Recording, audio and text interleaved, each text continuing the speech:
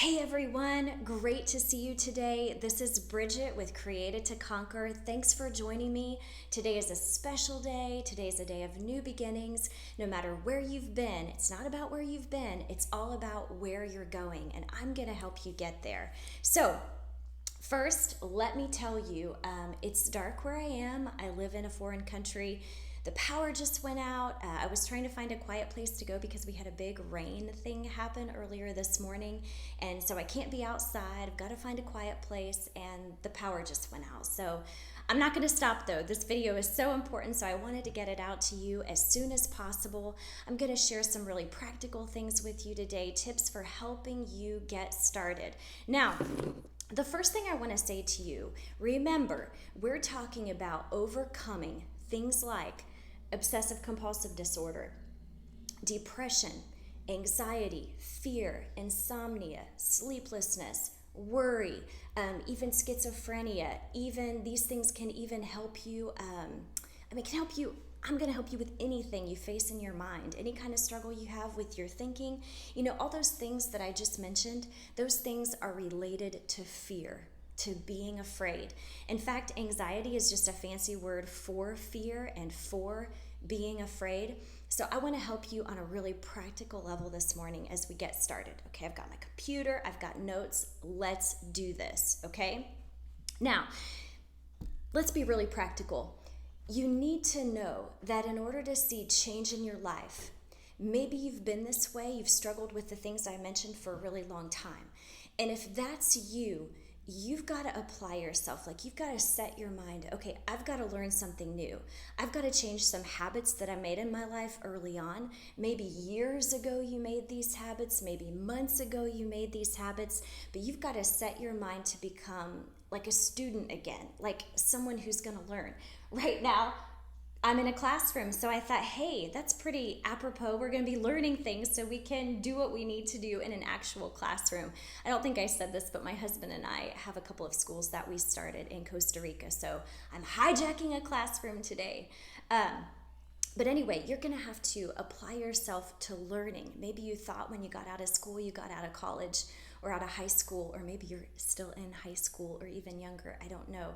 But you thought, you know what, I don't want to learn anything else. But it took you time to get where you are, and it's going to take a little bit of time to get out of the situation that you're in. So you got to be super patient with yourself, but you also have to be willing to try something new, to do something different. We're talking about changing the way you think, and you need God's help to do it, okay? But you've got to pay attention not just to things that you can see, like physical things with your body, but you've got to pay attention to mental and emotional things that are going on the inside of you too. Like, you've got to pay attention to all of that for sure to have success, okay? Now, I want to give you a little bit of an idea of where I was at. I want you to understand the depth of the problem I had, and maybe some of you will listen to this and you'll say, that's not me, that's not the way it was for me, and I am so glad that it wasn't like that for you. But I need you to know where I was so that you can understand where I'm coming from. And for those of you who are really in a hard spot, like your life is really, really hard because of the anxiety you have, I want you to understand that I'm a person who really understands, okay? So let me share with you a couple of things about what my life was like, okay? So number one, I would go to bed at night when I was really suffering with anxiety. I would go to bed, I wouldn't sleep at all, and I would just dread waking up to my life again the next day. I just didn't even want to do life. There was a time period when I realized like I didn't have any like happy, playful, normal day-to-day thoughts at all. All of my thoughts were consumed with being afraid of things, worrying about things that there probably wasn't even a chance they could happen. But my whole mind, everything I did and everything I thought, it was consumed by thoughts of fear. And I had let myself get in really deep. I didn't know what was happening. I remember wondering how, because of the anxiety, I remember wondering how I was even going to make it through the next minute, let alone the next morning or the next afternoon. I couldn't make plans ahead. I couldn't see to the next week or something like that because I just had so much anxiety and so much fear in my life. I felt like a prisoner in my own life, in my own home. I did not leave unless I had to, and there were relationships that I lost and relationships that suffered because I was basically just in isolation. I wasn't really trying to be, but that was how I felt super safe. So I stayed by myself a lot. I only did the things that I had to do. Like my kids were younger at the time, so I had to go to the grocery store. My husband worked, but I was at home. I had to go to the grocery store. I had to take them to doctor's appointments. I might have to go to the post office or something like that, but those were the only reasons I left the house. I didn't leave the house to do anything fun or to meet up with friends or anything like that. Things that would not scare a normal person really scared me. If there was a loud noise or something, I would like jump 10 feet in the air. Just very, very like skittish, like a horse. When a horse is afraid, I remember I would say to myself, why am I so afraid? What's going on? I'm not afraid of loud noises. But I had let fear just ravage my life so much in my thinking that even in my eyes, like people would look in my eyes and say, what is wrong with you? Tough time. I had no appetite, which for me is crazy. I love food and I love to eat, but I had no appetite. I didn't care about eating. If I ate something, I did it out of necessity because I knew that I needed to eat, but I was not hungry. I was never hungry. And maybe you're hearing these things today and you're like, oh my gosh, I cannot relate to that at all. I have no idea why you felt like that. That's crazy. But maybe some of you are hearing it and you're like, that is me. I know exactly what you're talking about. I know exactly how you felt. And I was hopeless at that time. I didn't really know what was happening. I didn't understand. I didn't know the kind of door I had opened in my life. So it was rough. It was rough stuff. Now, I want to start with some practical advice for things that you can do. Okay, things I want you to start doing right now. First of all, you're going to need to exercise. I don't know if you exercise right now or if you don't. But if you don't, even if it's just walking around the neighborhood where you live or walking down the city block where you live or wherever you are, even if you're in an apartment building and you can walk the stairs, I want you to start getting some exercise. Get yourself out of the house. Put on some exercise clothes or clothes you feel comfortable in and start exercising. Remember, you've got to take care of yourself. I mentioned that I didn't feel like eating. You've got to start eating and eating food that is good for you.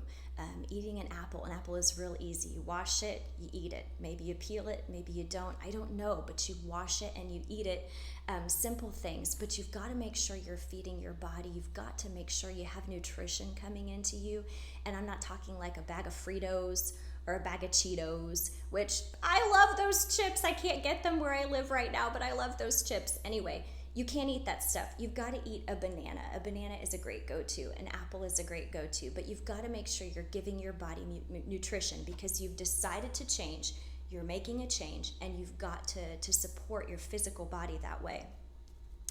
I want to encourage you to look in the mirror. So these are things you can do right now today, and that's the purpose of this video.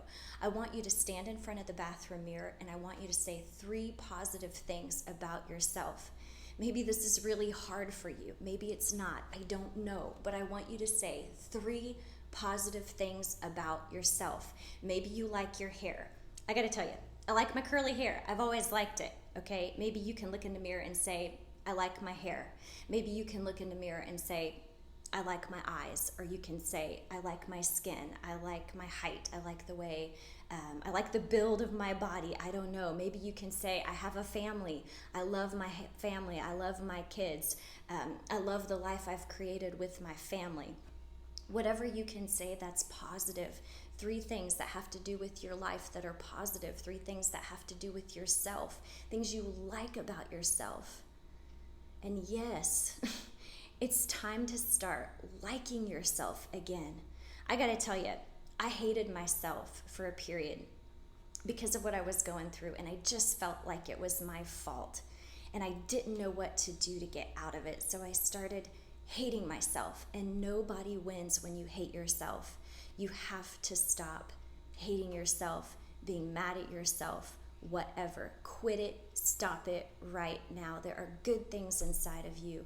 Believe it or not, God created you, and I learned that God put me together when I was in my mother's womb, and he didn't make a mistake. Before the beginning of time, he had it planned for me to be alive and for me to live in this time period that I live in.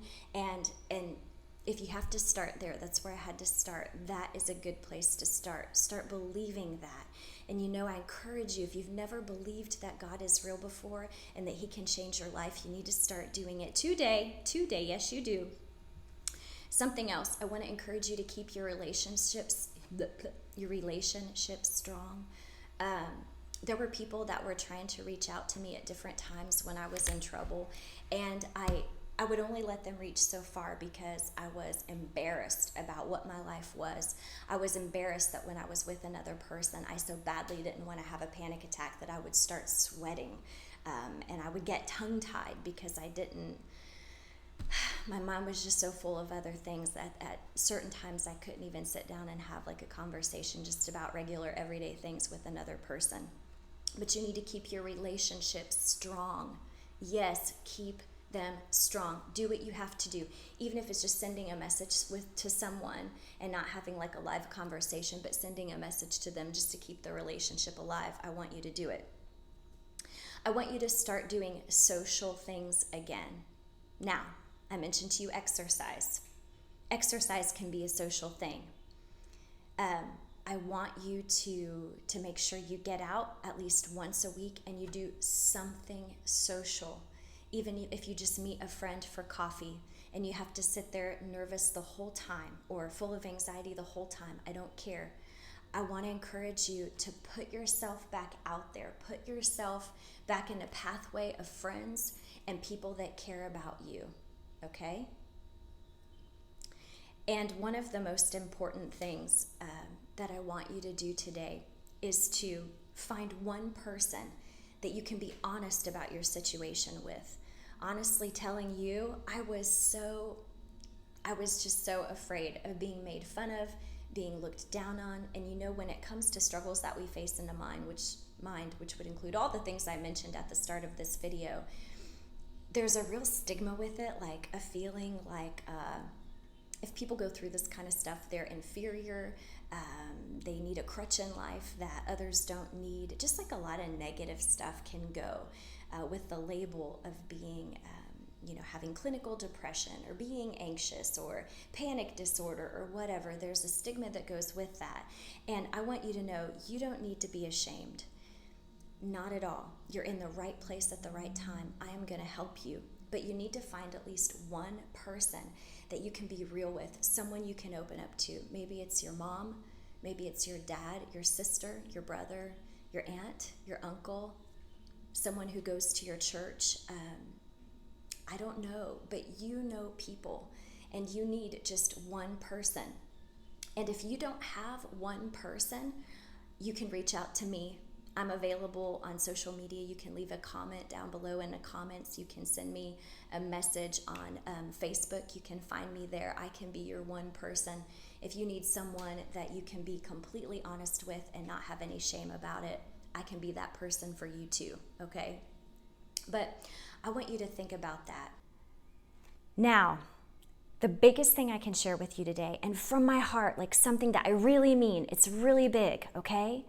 If you have never turned to God in your life for help with what you're facing right now, you need to do it. Don't walk. You need to run to Jesus. Now, if that sounds really crazy to you, that's okay. I'm not afraid of sounding crazy. People thought I'm a little crazy before. I can handle it. But I have to tell you, I fought this thing with God on my side, and I fought without him.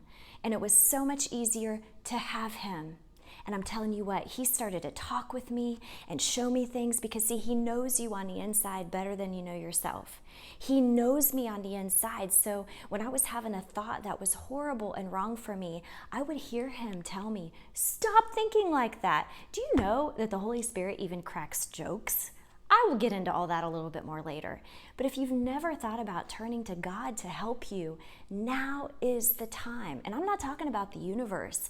I'm talking about God, whose Son is Jesus Christ. And listen, you turn to me for some real answers, and I'm trying to give you some real answers, so don't be mad at me. You know, sometimes people, they don't want to be a Christian because they've been hurt by Christians, or they knew Christians that were really weird, or Christians that followed a lot of rules and just were really unkind to them. But you know what? Even if that's your story, even if somebody like totally mistreated you and they didn't act the right way, don't let that make you miss out on who God really is, okay? So that is the biggest thing that you can do starting today, in addition to the other things I mentioned, yes, but that is one of the biggest things that you can do right now to start seeing a change in your life.